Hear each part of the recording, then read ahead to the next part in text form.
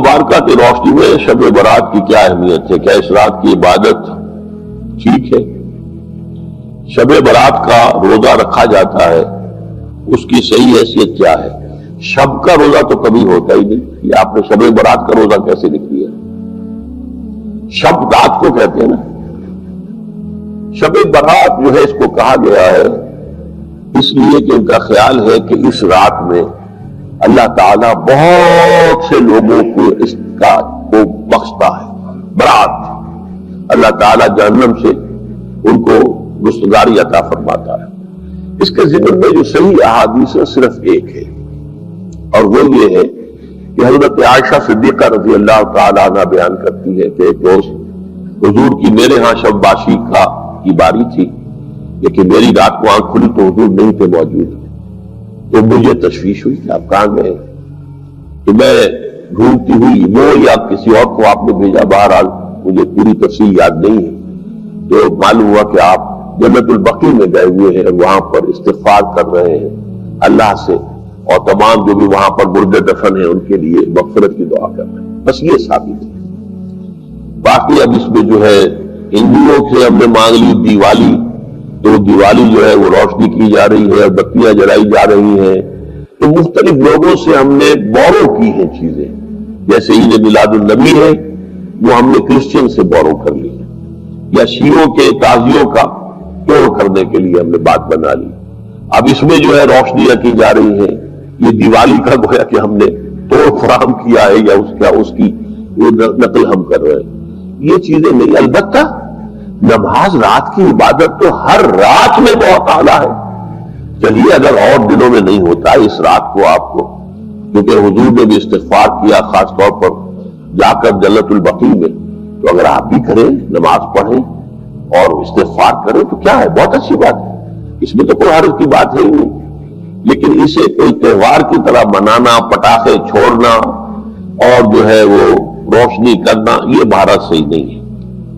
روزہ بھی چونکہ 15ویں شب ہوتی ہے، 15واں دن ہوتا ہے، پھر اس اعتبار سے حضور کے معمولات میں تھا کہ آپ ہر مہینے کی 13، 14، 15 تاریخوں میں روزہ رکھتے تھے۔ تو اگر آپ یہ نیت کر کے روزہ رکھ لیتے ہو، کیا کہنے ہیں، نور علی نور ہے، اور روزہ کسی وقت میں نفلی روزہ رکھا جائے اللہ تعالیٰ قبول فرمائے گا۔ یہ حضرت عبداللہ ابن مسعود سے رضی اللہ تعالیٰ عنہ، یہ بھی مسلم شریف کی روایت ہے۔ حضور فرماتے ما بعث اللہ من نبی فی امتہ قبلی الا کان لہ حواریون و اصحاب۔ اللہ نے مجھ سے پہلے کسی بھی امت میں کسی نبی کو نہیں بھیجا مگر اس کے کچھ نہ کچھ حواری، کچھ نہ کچھ اصحاب تو ہوتے تھے نا، 2 ہوں، 4 ہوں، 10 ہوں، 12 ہوں۔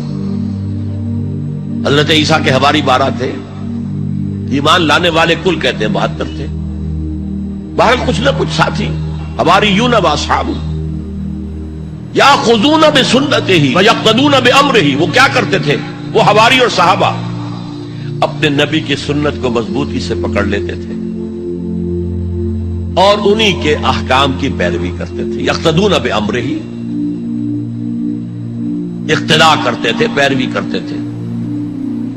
ثم انہا تخلف من بعدہم خلوف، پھر ہمیشہ ایسا ہوا ہے کہ بعد میں کچھ ایسے ناخلف اٹھے، یفعلون یقولون ما لا یفعلون ویفعلون ما لا یؤمرون،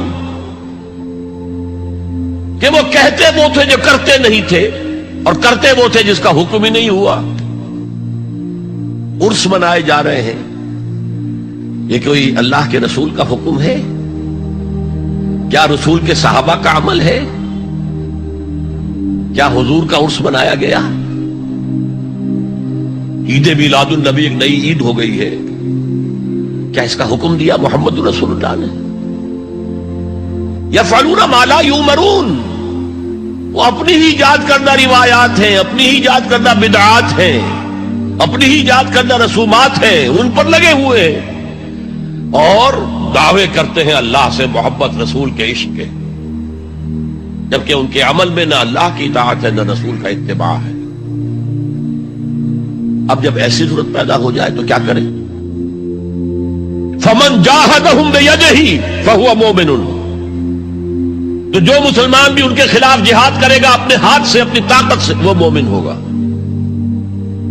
ومن جاہدہ بلسانہ فہو مومن، اور جو ان کے خلاف جہاد کرے گا اپنی زبان سے وہ بھی مومن ہوگا. وہی 3 درجے.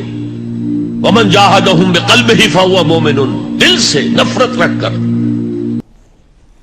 تو اصل ملک کی صورت میں حضرت جبرائیل کو حضور نے اس وقت دیکھا، اور ایک دیکھا ہے پھر عند سدرۃ المنتہا، شب معراج میں جب ساتھ آئے ہیں لے جانے کے لیے انسانی شکل میں تھے. کوئی سواری بھی ایسی تھی جس کو کہ براق کہا جاتا ہے، وہ بھی محسوس شے تھی، لیکن یہ کہ جہاں انہوں نے کہا 7ویں آسمان پہ جا کر کہ بس اب آگے میری گنجائش، اب آگے آپ کو اکیلے جانا ہے، اس سے آگے اگر میں گزرا میرے پر جل جائیں گے. بے سوز تجلا بے سوزت پرم، اگر یکسر منہ برتر پرم، اگر میں نے اب اس سے آگے ایک بال برابر بھی میں آگے بڑھا تو میرے پر جل جائیں گے. اب آگے آپ کا کام. اس وقت بھی وہ ان کی اصل شکل میں ظاہر ہوئی حضرت جبرائیل علیہ السلام. یہ بات اس لیے ضروری ہے کہ جیسے محدثین جو ہیں وہ اس کی تحقیق کرتے ہیں کہ حضور سے کس نے سنا، اس سے جو روایت کر رہا ہے کہ میں نے اس صحابی سے سنا جو تابعی ہے، آیا ان کی ملاقات بھی ثابت ہے کہ نہیں. تابعین کے طبقے کا ایک شخص وہ ہے کہ جس کی عمر ابھی 6 برس کی تھی کہ وہ صحابی فوت بھی ہو گئے، اور وہ کہہ رہا ہے میں نے ان سے سنا، تو پھر وہ حدیث جو ہے محدثین اس کو قبول نہیں کریں گے. وہ دیکھتے ہیں کہ لنک جو ہے مضبوط ہونا چاہیے. روایت ہے نا ان فلاں ان فلاں ان فلاں، حضور سے فلاں صحابی نے سنا، اس نے سنا، اس تابعی نے سنا. یہ لنک جو ہے یہ ملاقات ثابت ہونی چاہیے. تو چونکہ جو حدیث اللہ ہے، یہ قرآن کیا ہے؟ حدیث اللہ. یہ حدیث ہے احسن الحدیث، اللہ الذی انزل احسن الحدیث کتابا متشابہا مثانیہ، یہ ہم پڑھ چکے ہیں سورہ زمر میں. اس حدیث کا یہ حدیث اللہ، اللہ سے کس نے سنا؟ جبرائیل نے. جبرائیل سے کس نے سنا؟ محمد نے. تو ان کی ملاقات ثابت ہے. اصل ملکی شکل میں حضرت جبرائیل کا دیکھا جانا اس اعتبار سے بہت اہم ہے، اس لنک کو اسٹیبلش کرنے کے لیے اس کو یہاں پہ بیان کیا جا رہا ہے. ما ضل صاحبکم وما غوا، تمہارے یہ ساتھی ہے لوگوں، یہ محمد نہ بہکے ہیں اور نہ بے راہ ہوئے ہیں، نہ بھٹکے ہیں. وما ينطق عن الهوى، اور یہ جو کچھ کہہ رہے ہیں اپنے جی سے نہیں کہہ رہے، خواہش نفس سے نہیں کہہ رہے. ان هو الا وحی یوحی، نہیں ہے یہ مگر وحی جو ان کی طرف کی جا رہی ہے. علمہ شدید القوی، انہیں تعلیم دی ہے، سکھایا ہے اس نے جو بہت طاقتور والا ہے. یہاں حضرت جبرائیل ہیں جو مراد ہیں. علمہ شدید القوی، یہ قرآن کس نے سکھایا محمد کو؟ شدید القوی. ذو مرۃ، وہ بڑا زور آور ہے. فاستوی، وہ سیدھا ہوا. وہو بالافق الاعلی، اور افق اعلیٰ کے اوپر وہ محمد کو نظر آ رہا تھا صلی اللہ علیہ وسلم. ثم دنا فتدلی، پھر ذرا نیچے کو لٹکا، قریب آیا. فکان قاب قوسین او ادنا، اور پھر وہ اتنے قریب آ گیا کہ جیسے 2 کمانوں کا فاصلہ ہو یا اس سے بھی قریب. فاوحی الی عبدہ ما اوحی، پھر اس نے وحی کی اللہ کے بندے کی طرف جو وحی کی. وہ وحی کون سی تھی؟ وہ ہے اصل میں وحی رسالت. وحی نبوت جو تھی وہ تو شروع میں آ چکی، اس کے بعد یہ فترت ہو گئی تھی، کچھ وقفہ پڑ گیا تھا. شروع میں وحی جس سے کہ حضور کی نبوت کا ظہور ہوا ہے وہ تو ہے اقرا بسم ربک الذی خلق، خلق الانسان من علق، اقرا وربک الاکرم الذی علم بالقلم، علم الانسان ما لم یعلم. لیکن اب یہ سورہ مدثر کی آیات اس وقت نازل ہوئیں. یا ایھا المدثر، جب حضور گھر آ گئے اور پھر آپ نے اپنی اہلیہ سے کہا، خوف زدہ تھے جو کہ منظر دیکھا تھا، ملک کی شکل، فرشتے کی شکل. اب وہ تو حضور ہی نے دیکھا جو دیکھا، ہم تو نہیں سمجھ سکتے کہ آپ نے کیا دیکھا. لیکن یہ کہ اس کے بعد آپ آئے، آپ نے کہا مجھے کمبل اڑا دو، لحاف اڑا دو، لحاف اوڑھ کر آپ لیٹ گئے. تو پھر وہ وہی یا ایھا المدثر قم فانذر وربک فکبر، اے لحاف میں لپٹ کر لیٹنے والے کھڑے ہو جاؤ اور خبردار کرنا شروع کر دو لوگوں کو.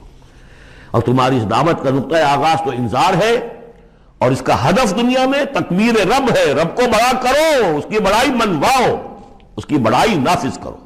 اس کا نقشہ کھینچا گیا ہے. علمہ شدید القوی ذو مرۃ فاستوی وہو بالافق الاعلی ثم دنا فتدلی فکان قاب قوسین او ادنی فاوحی الی عبدہ ما اوحی ما کذب الفؤاد ما رأى، جو کچھ انہوں نے دیکھا ان کے دل و دماغ نے اسے جھٹلایا نہیں، یہ نہیں کہا کہ نہیں یہ کیا ہے۔ دیکھیے ایسا ہوتا ہے کہ کوئی غیر معمولی سی بات آپ دیکھیں تو ایک شخص ہو جاتا ہے، میں خواب دیکھ رہا ہوں یا حقیقت دیکھ رہا ہوں۔ آنچنی بیریم بیداری تو یارم یا بے خواب، اے اللہ جو میں دیکھ رہا ہوں یا ہم دیکھ رہے ہیں یہ بیداری میں دیکھ رہے ہیں، یہ خواب میں دیکھ رہے ہیں، وہ غیر متوقع چیز۔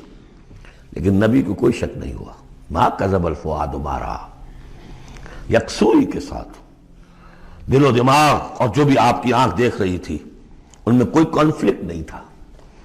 ما کذب الفؤاد ما رأى فتمارونہ علی ما یری، تو کیا تم اس سے جھگڑتے ہو اس چیز پر کہ جسے وہ دیکھ رہا ہے؟ اقبال نے کہا نا کہ قلندر ہرچے گوید دی نہ گوید، جو شخص اپنا دیکھی ہوئی چیز بیان کر رہا ہے تم اس سے جھگڑ رہے ہو، تمہارے لیے تو وہ ایک غیب کی خبر ہے، اس نے تو دیکھا ہے۔ افتمارونہ علی ما یری وَلَقَدْ رَآهُ نَزْلَةً أُخْرَىٰ، اس نے تو ایک مرتبہ اور بھی دیکھا۔ کہاں دیکھا؟ عند سدرۃ المنتہیٰ، شب معراج میں سدرۃ المنتہیٰ، کوئی بیری کا درخت ہے، وہ کیسی بیری ہے؟ ساتویں آسمان کی بیری، وہ آخری حد ہے، مخلوق کوئی اس سے آگے نہیں جا سکتی۔ اس سدرۃ المنتہیٰ، منتہا نہایت، حد، جہاں کی حد ہو گئی، وہاں تک حضور پہنچے ہیں، سدرۃ المنتہیٰ تک۔ اندہا جنت الماوا، اور سب سے اونچی جو جنت ہوگی جنت الماوا، وہ اس کے قریب ہی ہے، وہ بھی ساتویں آسمان پر ہے۔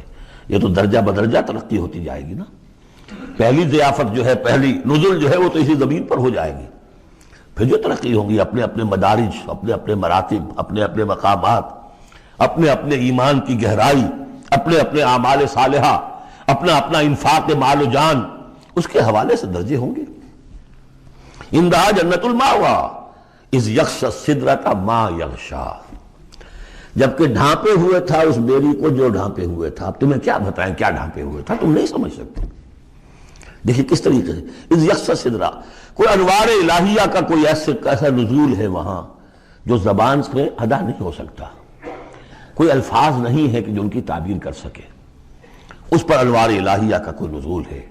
اذ یغشی السدرۃ ما یغشی، جبکہ چھایا ہوا تھا اس بیری کے اوپر جو چھایا ہوا تھا، جبکہ ڈھانپا ہوا تھا اس بیری کو جس نے ڈھانپا ہوا تھا۔ ما زاغ البصر وما طغی، نبی کی آنکھ اس وقت نہ کج ہوئی نہ حد سے بڑھی۔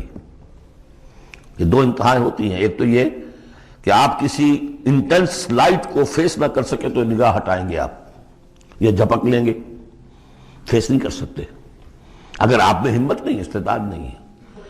نبی کا ظرف اتنا تھا کہ ان انوار الہیہ کا براہ راست مشاہدہ کیا ہے، اور نگاہ آپ کو ادھر ادھر کرنے کی ضرورت پیش نہیں آئی۔ لیکن طغا ایک حد ادب بھی ہوتا ہے جس سے آگے انسان کو نہیں جانا چاہیے۔ نگاہ جو ہے اس نے بے ادبی کی روش بھی اختیار نہ کی۔ علامہ اقبال نے، واقعہ یہ ہے کہ اس آیت کو میں نے سمجھا علامہ اقبال کے ایک شعر سے، اور اکثر و بیشتر لوگ نہیں سمجھ سکے اس آیت کو۔ ذوق و شوق کے نام سے جو ان کی نظم ہے بال جبریل میں، وہ میرے نزدیک ان کے شاعرانہ جو ان کی استعداد ہے اس میں بلند ترین نظم ہے وہ، جہاں تک پیغام ان کا جو ہے امت مسلمہ کے لیے، اس کے لیے ابلیس کی مجلس شورا، وہ کلائمیکس ہے، اور وہ ہے بھی ان کے آخری زمانے کی نظم ہے، سن 36 میں انہوں نے کہی ہے۔ اس کے بعد تو بیماری اتنے رہے ہیں، بہت کم اشعار کہے، لیکن اس میں ذوق و شوق میں ایک شعر ہے: عین وصال میں مجھے حوصلہ نظر نہ تھا، عین وصال میں مجھے حوصلہ نظر نہ تھا، گرچہ بہانہ جو رہی میری نگاہ بے ادب، میری نگاہ بے ادب بہانہ تلاش کرتی رہی کہ میں مشاہدہ براہ راست کروں، حالانکہ عین وصال ہے اس وقت، لیکن یہ کہ میرے اندر حوصلہ نہ تھا کہ میں حسن کا براہ راست مشاہدہ کر سکوں۔ عین وصال میں مجھے حوصلہ نظر نہ تھا، گرچہ بہانہ جو رہی میری نگاہ بے ادب۔ یہاں ان دونوں چیزوں کے برعکس بات ہے جو اقبال اپنے بارے میں کہہ رہا ہے۔ میں تو بے ادب بھی ہوں، اور میں تو چاہتا تھا کسی طریقے سے حد ادب سے تجاوز کر کے دیکھوں، لیکن میرے اندر تو حوصلہ نہیں تھا۔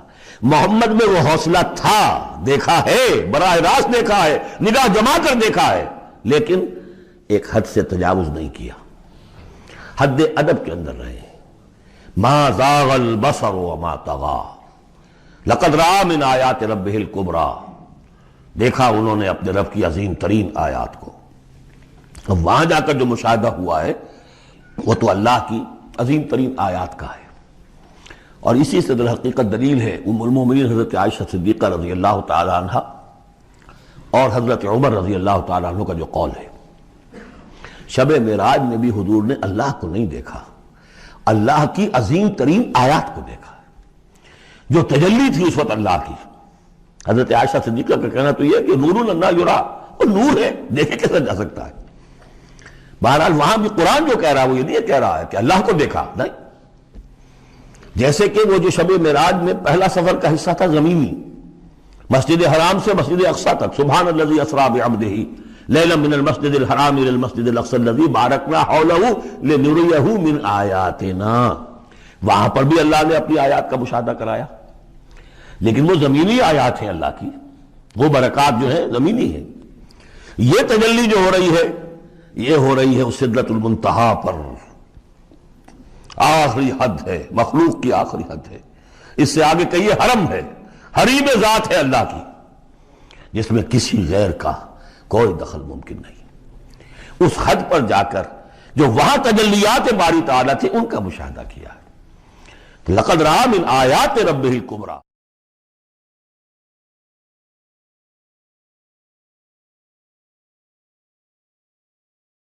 کمایا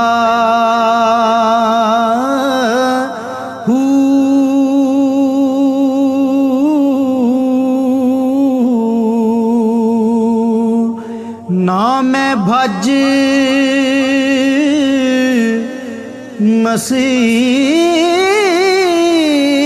مسیتی وڑیا نا تسبا